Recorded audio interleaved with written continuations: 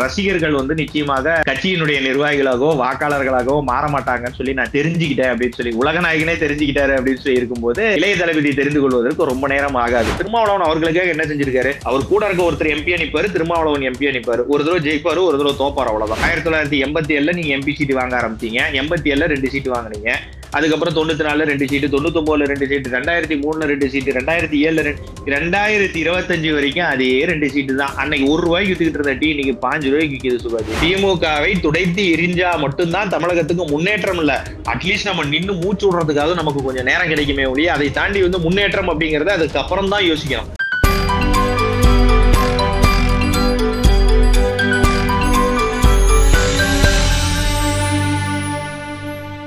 ஒரு நடிகர் வந்து ஏற்கனவே கட்சி ஆரம்பிச்சவர், நமக்கு நன்றாக தெரியும், டிவி எல்லாம் ரிமோட் எல்லாம் தூக்கி போட்டு உடைச்சவர். அப்ப இப்பதான் அவருக்கு ஞானோதயம் வந்திருக்கு. அவர் என்ன சொல்லியிருக்காரு? மையம் கொண்டவரா? ஆமா, மையத்தில் மையம் கொண்டவர் என்ன சொல்லியிருக்காரு அப்படின்னா, ரசிகர்கள் வந்து நிச்சயமாக கட்சியினுடைய நிர்வாகிகளாகவோ வாக்காளர்களாகவோ மாற மாட்டாங்கன்னு சொல்லி நான் தெரிஞ்சுக்கிட்டேன் அப்படின்னு சொல்லி உலகநாயகனே தெரிஞ்சுக்கிட்டாரு அப்படின்னு சொல்லி இருக்கும்போது இளைய தளபதி தெரிந்து கொள்வதற்கு ரொம்ப நேரம் ஆகாது. சோ இது வந்து 26 வந்து விஜய் சொல்லக்கூடிய காரணங்கள் என்னவா இருக்கும் அப்படின்னா, எலெக்ஷன்ல எதனால நாங்க தோத்தோம் அப்படிங்கிற ஒரு விஷயத்த வந்து விஜய் வந்து நிச்சயமாக மக்களிடம் சொல்லுவார். இந்த காரணங்களா நாங்க தோத்துட்டோம், இந்த விஷயங்கள்லாம் எங்களுக்கு சரியா வரல, ஒரு 4 எம்எல்ஏவோ 3 எம்எல்ஏவோ நாங்க ஜெயிச்சிருக்கோம், இப்படிதான் நடக்கும். ஏன்னா அவருடைய கூட்டணி இது வந்து இந்த வார்த்தை வந்து என்கிட்ட இருந்து எப்ப மாறும் அப்படின்னா, கூட்டணி ஒருவேளை சரியான முறையில விஜய்க்கு அமைஞ்சதுன்னா இந்த வார்த்தையை நிச்சயமாக நாங்க மாத்திக்குவோம். உங்க கூட்டணிக்கு வந்தா நீங்க பேச மாட்டீங்க, அடுத்த கூட்டணிக்கு வந்தா பேசிட்டே இருப்பீங்க. இது வந்து பாஜகவோட கூட்டணி நான் சொல்லல, நான் இப்ப ஓப்பனா ஒரு விஷயம் சொல்றேன். ஒருவேளை விஜயும் ஏடிஎம்கேவும் சேர்ந்தால் கூட இந்த வார்த்தையை நான் மாற்றிக்கொள்வேன். பாஜக அந்த இடத்தில் தனித்து விடப்பட்டால் கூட நாங்க வந்து இந்த வார்த்தையை நான் மாத்திப்பேன். சோ அது வேற நீங்க சொல்லணுமா? அதான் அவர் சொல்லிட்டாருல்ல நேத்தே, கொள்கை எதிரி அரசியல் எதிரின்னு இன்டைரக்டா உங்களையும் திமுகவின் தான் சொல்லியிருக்காரு. உங்க பேர் சொல்லி எப்படியோ உங்களையும் திமுகவின் தான் சொன்னாரு. இன்னி வரைக்குமே அவரோட அறிக்கையா இருக்கட்டும், இல்லைன்னா விஷயங்களாக இருக்கட்டும், எந்த அறிக்கையிலயோ ட்விட்டர்ல கொடுத்த அறிக்கைகளிலயோ இல்லைன்னா அந்த 4 மேடை பேச்சுலயோ எந்த இடத்துலயோ அவர் அதிமுகவையும் எதிர்த்து பேசல, காங்கிரஸையும் எதிர்த்து பேசல. எல்லாமே துண்டு போட்டு வைக்கிற ஒரு விஷயம் தான் சுபாஜி. எல்லாமே அந்த கூட்டணி கணக்கு நான் ஒத்துக்கிறேன். கூட்டணி கணக்குக்காக விஜய் அவர்கள் பேசுகிறார்கள் அப்படிங்கிற ஒரு விஷயத்தை நான் ஒற்றுக்கொள்கிறேன். ஆனா அதற்கு இன்னும் காலம் இருக்கிறது. டிசம்பர் மாசத்துக்குள்ள என்ன நடக்குது, ஜனவரி என்ன நடக்குது, அதுக்குள்ள எந்தெந்த கட்சிகள் என்னென்ன ஆகுது, இப்படி எல்லாம் நிறைய. காங்கிரஸ் வந்து நீங்க நினைக்கிறீங்களா சபரி 2026 நோக்கிதான் இந்த தேர்தல்ல கூட்டணி அமைப்பாங்கன்னு? அவங்க இலக்கு 2029 இல்லையா?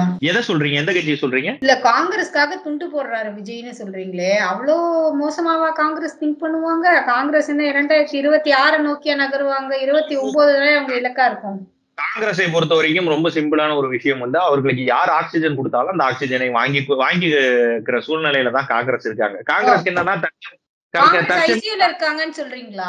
ஆமா, காங்கிரஸ் ஐசியூல தான் இருக்காங்க. ரெண்டாவது வந்து அவர்களுக்கு உண்டான ஆக்சிஜன் யார் கொடுத்தாலும் வாங்கிப்பாங்க. ரெண்டாவது இன்னொரு விஷயம் என்னன்னா, அவர்களுக்கு சுத்தமாக மரியாதை இல்லை. திமுகவில் வந்து அவர்களுக்கு சுத்தமாக மரியாதை இல்லை. திமுக இல்லையா, மக்கள் கிட்ட இல்லைன்னு சொல்றீங்களா? திமுக கிட்டே இல்ல சுபாஜி. இதுல விஷயம் என்ன அப்படின்னா, இப்ப பக்கமாக இளைஞரணியினுடைய நிர்வாகிகளை தேர்ந்தெடுக்கும் போது அதில் வந்து திமுக உள்ள நுழைஞ்சு அந்த நிர்வாகிகளுக்கு உண்டான வாக்கெடுப்புல எல்லாம் கலந்துக்கிட்டு இது சம்பந்தமா காங்கிரசனுடைய தலைமை வந்து விசாரணை கமிஷன் அமைச்சிருக்காங்க. காங்கிரசனுடைய இங்க இருக்கக்கூடிய மாநில தலைமை மேல விசாரணை கமிஷன் அமைச்சிருக்காங்க அங்க காங்கிரஸ்ல. சோ அவர்களுக்கு என்னன்னா, காங்கிரஸ் அப்படிங்கிறது வந்து ஒரு மினி டிஎம்கேவாக தமிழகத்தில் மாறிக்கொண்டு வருகிறது. காங்கிரஸ் அப்படிங்கிறது வந்து தனி கட்சியாக இல்லாம ஒரு காலத்துல வந்து காங்கிரஸ் வந்து ஒருவேளை தமிழகத்துல மட்டும் திமுகவுடன் கலப்பதற்கு நிறைய வாய்ப்புகள் உண்டு. தலைவர்கள் யாருமே உருவாகல அப்படின்னா, முதலமைச்சரினுடைய வார்த்தை ஒரு வார்த்தையாகவும் ஒரு கட்சியினுடைய டைப்ப நாங்க வந்து ஒரு விஷயம் பேசுறோம். அன்புமணி ராமதாஸ் இன்னைக்கு ஒரு விஷயத்தை மாற்றி பேசுறார். மும்மொழி சம்பந்தமாக ஒரு விஷயம் மாத்தி பேசினார், ஒத்துக்கிறோம். இது வந்து கூட்டணி கட்சிகளுக்கு உண்டான ஒரு நிலைப்பாடு.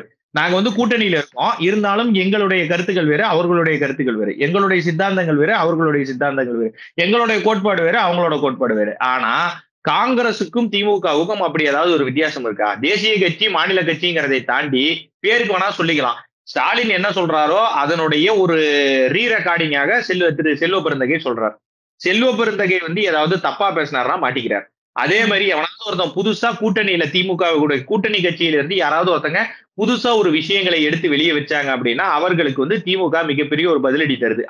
ஆதவ அர்ஜுன் மூலம் அந்த மாதிரி விஷயங்கள் போல. இப்ப அதுக்கு ஒரு பெரிய எக்ஸாம்பிள். ஏன்னா அவர் வந்து முக்கியமான விஷயங்களை சொன்னாரு. ஆட்சியிலையும் பங்கு, அதிகாரத்திலையும் பங்கு அப்படிங்கிற ஒரு விஷயத்த சொன்னார். கண்டிப்பா கொடுக்கலாம். அதெல்லாம் ஒண்ணும் நீங்க அத கவனிச்சு பார்த்திருந்தீங்கன்னா தெரிஞ்சிருக்கும். எந்தெந்த விஷயங்கள வந்து அவர் சட்டிலா திருமாவளவன் அவர்களுடன் இருந்தபோது அந்த பேட்டியில சொன்னாரோ, அதே விஷயங்கள கொஞ்சம் தைரியமா ஓப்பன் அப் பண்ணி, நேத்து கட்சி தொடங்கி சினிமால நடிச்சு, அப்புறம் வந்து பேரு வந்து 2 படம் நடிச்சு துணை முதலமைச்சராகி, எம்எல்ஏ நின்னு துணை முதலமைச்சராகி, முதல்வர் ஆகறதுக்காக நாங்க கட்சி பண்ணல அப்படிங்கறது சொன்னாரு. கவனிச்சீங்களா? அவருடைய நேரடி தாக்குதல் வந்து தொடங்குது. அதுக்கு இன்னொரு காரணமும் இருக்கு சுபாஜி. என்னன்னா திருமாவளவனுக்கு வந்து அப்படி ஒரு கோட்பாடு கிடையாது. ஆனா விஜயினுடைய முதல் மாநாட்டிலே அவர் சொன்ன விஷயங்கள் என்னன்னா, ஆட்சியிலும் பங்கு, அதிகாரத்திலையும் பங்குங்கிற ஒரு விஷயத்தை விஜய் முதல் மாநாட்டிலே சொல்லிட்டார். சோ இன்னொரு விஷயம் சபரி, இந்த திருமாவளவனுடைய கோட்பாடுன்னு கேக்குறதுனால சொல்றேன். அவர் வந்து சொல்றாரு, நான் கொள்கைக்காக இருக்கிறவன். இப்ப இது மாதிரி இல்ல. நான் என்ன சொல்றேன் சுபாஜி, என்ன கொள்கை இருக்கு? 1987 நீங்க எம்பி சீட்டு வாங்க ஆரம்பிச்சீங்க. 87 2 சீட்டு வாங்குனீங்க. அதுக்கப்புறம் 94 2 சீட்டு, 99 2 சீட்டு, 2003 2 சீட்டு, 2007 2025 வரைக்கும் அதே 2 சீட்டு தான். அன்னைக்கு ₹1 வித்துக்கிட்டு இருந்த டீ இன்னைக்கு ₹5 விக்குது சுபாஜி. இவர்களை நினைத்து எங்களுக்கே ஆதங்கமாக இருக்கிறது. நீங்க வந்து என்னன்னா, திருமாவளவன் வந்து இன்னைக்கும் அவர்கள் ஒடுக்கப்பட்ட சமூகமாகத்தான் இருக்கிறார்கள். திருமாவளவன் அப்படிதான் அவர் வச்சிருக்கிறாங்க. ஏன்னா திருமாவளவன் வந்து என்னன்னா, தான் முன்னேறினா போதும், தான் கூட இருக்க அந்த கூட்டம் முன்னேறுதா அப்படிங்கிறதை வந்து திருமாவளவன் பார்ப்பதற்கு தயாராக இல்லை. இன்னைக்கும் ஒரு பட்டியல நீ முன்னேற்றத்திற்கு மிக முக்கியமாக காரணம் வந்து திருமாவளவன் கிடையாது. ரிசர்வேஷன்ங்கிற ஒரு விஷயத்தினால மட்டும்தான் இன்னைக்கு வந்து பட்டியலினோட முன்னேற்றம் வந்து நிறைய இருக்கே ஒழிய திருமாவளவன் ஒன்னும் அவங்களை கைப்பிடிச்சு ஒன்னும் முன்னேற்றல. திருமாவளவன் இன்னும் சொல்லிக் கொடுக்கக்கூடிய விஷயங்கள் எல்லாம் பாத்தீங்க அப்படின்னா அதெல்லாம் பட்டியலின மக்களுக்கு வந்து சரியான ஒரு வழிமுறைகளை, அவர்களுக்கான ஒரு உரிமைகளை பெற்று தரவில்லை திருமாவளவன் சொல்ல வரீங்களா? நிச்சயமாக நிச்சயமா அவர்களா சொல்லி தரல சுபாஜி. ரிசர்வேஷன் மட்டும்தான் அவங்களுக்கு ஹெல்ப் பண்ணுது. ஒரு அவர்கள் மீது நடத்தக்கூடிய ஒரு வன்முறையாக இருக்கட்டும், தீர்வாக இருக்கட்டும், அது எல்லாத்துக்குமே பாத்தீங்கன்னா சட்டம் தான் அவங்களுக்கு உதவி செய்யுது. இப்ப பிசிஆர் ஆக்ட் அப்படின்னு சொல்லி எடுத்தீங்க அப்படின்னா அந்த பிசிஆர் ஆக்ட் தான் உங்களுக்கு ஹெல்ப் பண்ணுது. நீங்க ஜாதி பேரை வச்சு திட்டக்கூடாது, ஜாதி பேரை வச்சு என்ன திட்டாங்கன்னு சொல்லி நீங்க நார்மலா கேஸ் போடுறது, இந்த மாதிரி விஷயங்கள்லாம் அவங்களுக்கு உதவி பண்றதுக்கு காரணம் வந்து சட்டம். திருமாவளவனுக்கு அதுக்கும் சுத்தமாக சம்மந்தம் இல்லை. திருமாவளவன் அவர்களுக்காக என்ன செஞ்சிருக்காரு?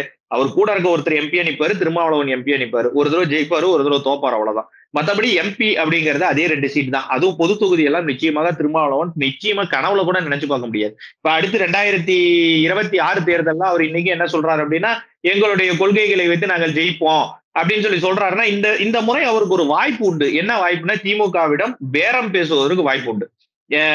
எங்களுக்கு வந்து சீட்டுகள் அதிகமா கொடுங்க, இல்லைன்னா பாரு நான் தாவேக்கா போயிடுவேன் அப்படின்னு சொல்லி பேரம் பேசுவதற்கு மட்டும்தான் வாய்ப்புகளை உண்டே ஒழிய அதை வைத்து வந்து பட்டியலின மக்களினுடைய வாழ்வாதாரமோ அவர்களுடைய முன்னேற்றமோ கிடைக்கும் அப்படின்னு சொல்லி எல்லாம் நீங்க யோசிச்சு பாத்தீங்க அப்படின்னா அது உண்மையிலே பைத்தியக்காரத்தனம் சுபாஷ். சோ இத வந்து இவ்வளவு பேசுறது எல்லாமே இன்னும் 2 சீட்டுக்காக எக்ஸ்ட்ராவா பேசுறாருன்னு சொல்றீங்க. ஆமா ஆமா, அது எனக்கு இல்ல, அது திருமாவளவனுக்கும் தெரியும், உங்களுக்கும் தெரியும். திருப்பி நீங்க கேள்வி கேட்கறீங்க, அவ்வளவுதான், வேற ஒண்ணும் இல்ல. சபரி, தொடர்ந்து வந்து நிறைய விஷயங்கள்ல தமிழகத்துக்கு மத்திய உள்துறை அமைச்சர் திரு அமித்ஷா அவர்களின் வருகை.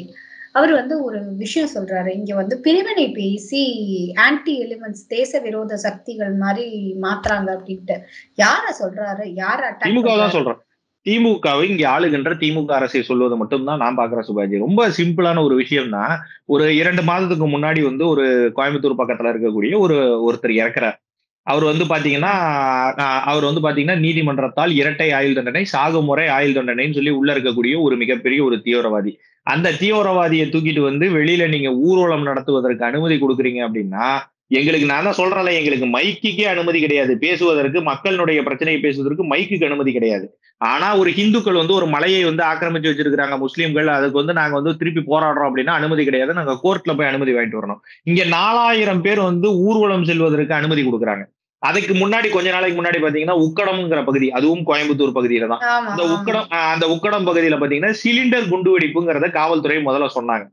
உண்மையிலேயே அது வந்து கோயிலுக்கு முன்னாடி வெடிச்சது, ஏதாவது எதர்ச்சியா வெடிச்சிருச்சு. கூட்டமா இருக்கிற இடத்துல வெடிச்சிருந்தா என்ன இருக்கும் தெரியுமா?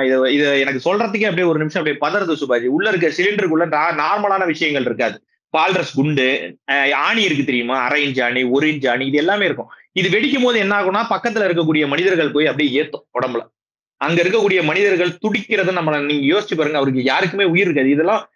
இது எல்லாமே வந்து பிளான் பண்ண ஒரு விஷயங்கள். உள்ள வந்து ஆணியோ பால்ரஸ் குண்டோ இருந்த அந்த சிலிண்டர் வெடிக்கும் போது அதை பார்க்கக்கூடிய சாமானிய மனிதன் சாதாரணமா தெரிஞ்சுப்பான், இது வந்து குண்டு வைக்கிறதுக்காக எடுத்துட்டு போனான்னு. அதை வந்து சிலிண்டர் குண்டுன்னு சொல்லி மடைமாற்ற முயற்சி பண்ணுவது எதற்காக? சிறுபான்மையினர் ஓட்டு போயிடுமோ அப்படிங்கிற ஒரு காரணத்துக்காக இந்த விஷயங்கள் வந்து தமிழ்நாட்டுல டியூஸ்லாம் நடந்துட்டு இருக்கு. ஐஎஸ்ஐஎஸ்னுடைய தலைவர் கைது செய்யப்படுறார். தமிழ்நாட்டுல முதல் முறையாக நக்சலைட் பண்றாங்க. இங்க வந்து என்ஐஏ வந்து கைது பண்றாங்க. இது எல்லாமே எதை காட்டுகிறது? இந்தியா முழுவதும் இப்ப நக்சலைட் அப்படிங்கிற ஒரு விஷயம் வந்து இந்தியால எங்கெங்க இருந்தது? சத்தீஸ்கர் சைடு இருந்தது, மிசோரம், இந்த மாதிரி சைடுல வந்து நம்மளால நிறைய நக்சல் மாநிலங்கள் ரொம்ப வடகிழக்கு அதுக்கு காரணம் வந்து நம்ம ஏற்கனவே தெரியும். இவங்க எல்லாம் வந்து இந்த கூட்டத்துல இருந்து வந்தவர்கள்.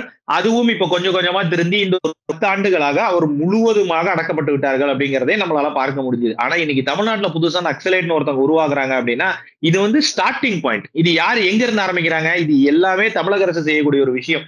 நீங்க இந்த 4 ஆண்டு காலங்கள்ல எத்தனை பள்ளிகள் துவங்கி இருக்கிறீங்க, எத்தனை இண்டஸ்ட்ரி துவங்கி இருக்கிறீங்க, எத்தனை சாராய கடை துவங்கி இருக்கிறீங்கன்னு சொல்லி எண்ணி பார்க்கணும். ரொம்ப சிம்பிளான ஒரு விஷயம் தான். இங்க டாஸ்மாகினுடைய எண்ணிக்கை வந்து பள்ளியினுடைய எண்ணிக்கையை விட, இண்டஸ்ட்ரியினுடைய எண்ணிக்கையை விட அதிகம்.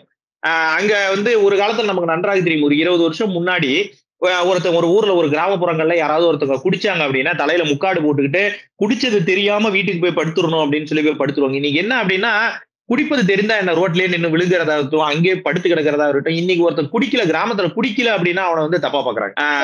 குடிக்க மாட்டான். சாதாரணமா இருக்கு. மதுப்பிரியர்கள் நீங்க கூட தவறான வார்த்தையை பயன்படுத்துறீங்க சபரி. குடிக்கிறது சரி, மதுப்பிரியர்களாவே இருக்க போறாங்க. அதை வந்து நம்ம ரெகுலரா செய்யல அப்படின்னா அது வந்து அவர்களுக்கு உண்டான அந்த நட்பு வட்டாரங்கள் போயிடுமோ அப்படிங்கிற அளவுல கூட இன்னைக்கு இருக்காங்க. அதை சேர்ந்தவர்கள் தான் அவர்கள் தான் வந்து இந்த குடிக்கிற இடத்துல உட்கார்ந்து பேசுறது, அவர்களை மடைமாற்றம் செய்வது, இப்படி மாதிரி விஷயங்கள் மட்டும்தான் நிறைய விஷயங்கள் வந்து தமிழகத்துக்கு வந்து மிகப்பெரிய ஒரு டிராபேக்கா போயிட்டு இருக்குது. இன்னைக்கு தமிழகம் வந்து பாத்தீங்க அப்படின்னா பின்னோக்கி இழுக்கப்பட்டு இருக்கு சுபாஜி. ரொம்ப வந்து நம்ம முன்னேறிட்டு இருக்கோம்னு நினைச்சிட்டு இருக்கீங்களா? நம்ம முன்னேறலாம் கிடையாது. நம்ம பின்னோக்கி இழுக்கப்பட்டு இருக்கோம். 2026 இந்த ஆன்டி எலமெண்ட்ஸ் சொல்லக்கூடிய திமுக தான். திமுகவை துடைத்து எரிஞ்சா மட்டும்தான் தமிழகத்துக்கு முன்னேற்றம் இல்ல. அட்லீஸ்ட் நம்ம நின்னு மூச்சு விடுறதுக்காக நமக்கு கொஞ்சம் நேரம் கிடைக்குமே ஒழிய அதை தாண்டி வந்து முன்னேற்றம் அப்படிங்கறது அதுக்கு அப்புறம் தான் யோசிக்கணும். இன்னைக்கு தமிழகம் பின்னோக்கி போயிட்டு இருக்குது. மற்ற மாநிலங்கள் எல்லாமே இந்த 10 வருடங்கள் அடைந்திருக்கிற வளர்ச்சி, தமிழகத்துக்கு இந்த 10 வருடம் அடைந்திருக்க வளர்ச்சி, இது ரெண்டையும் ஸ்டாட்டிஸ்டிக்ஸ் ஒப்பிட்டு பாருங்க. மிகப்பெரிய ஒரு அடி வந்து தமிழகத்திற்கு. ஆனா தமிழகம் ஏன் இன்னும் ஸ்ட்ராங்கா நிக்குது? தமிழகம் இதுக்கு முன்னாடி வளர்ந்ததனுடைய எண்ணத்தினால மட்டும்தான் நின்னதே ஒழிய இப்ப இந்த 10 வருஷத்துல ஒண்ணும் வளரல. இதனால ஒண்ணும் வளரல. காமராஜர் ஆட்சி காலத்துல திறக்கப்பட்ட பள்ளிகளாக இருக்கட்டும், அந்த பள்ளிகள்லாம் இன்னைக்குதான் வந்து இந்தியா பூர்வமே நிறைய இடத்துல திறக்கிறாங்க. அது வந்து அதோட கிரெடிட்ஸ் வந்து திராவிட கட்சிகளுக்கு போகும் அப்படின்னு சொல்லி எல்லாம் சொல்ல முடியாது. காங்கிரஸ்க்கும் போகாது. இது வந்து ஒரு தனி மனிதனாக, ஒரு சிந்தனையாளராக கொண்டு வந்து ஒரு காமராஜராக இருக்கட்டும், அன்னைக்கு இந்த ரோட்ஸ் அண்ட் இன்ஃப்ராஸ்ட்ரக்சர் ஸ்டார்ட் பண்ணும்போது எல்லா விஷயங்களுமே தமிழ்நாட்டுல இருந்து தான் ஆரம்பிக்கும். சென்ட்ரல் கவர்மெண்ட் எப்பவுமே கன்னியாகுமரியினுடைய பெயர் தொடாம காஷ்மீரினுடைய பெயர் தொட முடியாது. சோ இப்படிதான் வந்து இது எல்லாமே செஞ்சிருக்காங்க. மத்தபடி நீங்க கொண்டு வரக்கூடிய இந்த ஆன்டி எலமெண்ட்ஸாக இருக்கட்டும், இது எல்லாமே தமிழகத்திற்கு மட்டும் கிடையாது. இது திமுக ஆட்சிக்குமே ஆபத்து. இது வந்து எதிர்கால சந்ததியருக்கு வந்து ஒரு மிகப்பெரிய ஒரு த்ரெட் சுபாஜி.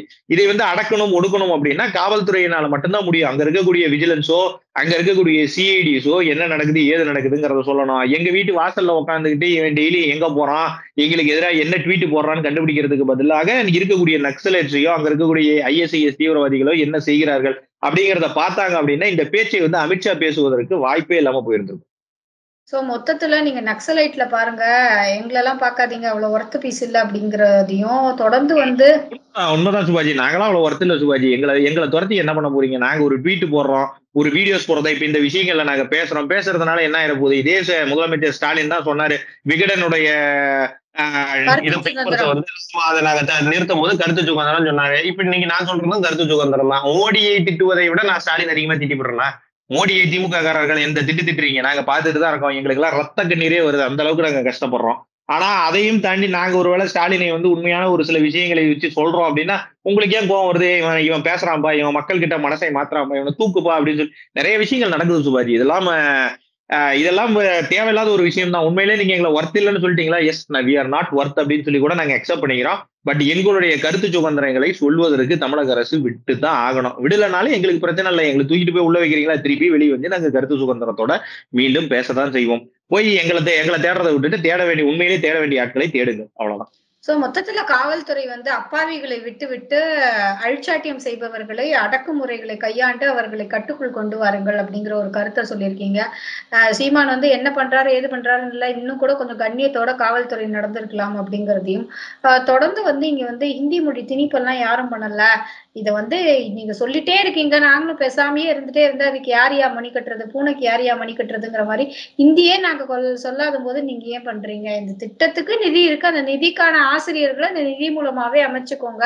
நீங்க வேணுங்கிற விருப்ப பாடத்த படிங்க, மொழிகள படிங்க அப்படிங்கிறதையும் சபரி நீங்க கடைசியில ஒரு சொன்னீங்க. இந்த மாதிரியான ஆன்டி சோசியல் எலிமெண்ட்ஸ்னா, இந்த மாதிரியான எலிமெண்ட்ஸ நீங்க வந்து தொடர்ந்து அவங்களுக்கு எதிராக நீங்க களத்துல இருக்கணும்னா, இந்த மாரி நீங்க விடுபட்டு நின்னா களத்துல இருக்க முடியாது சபரி.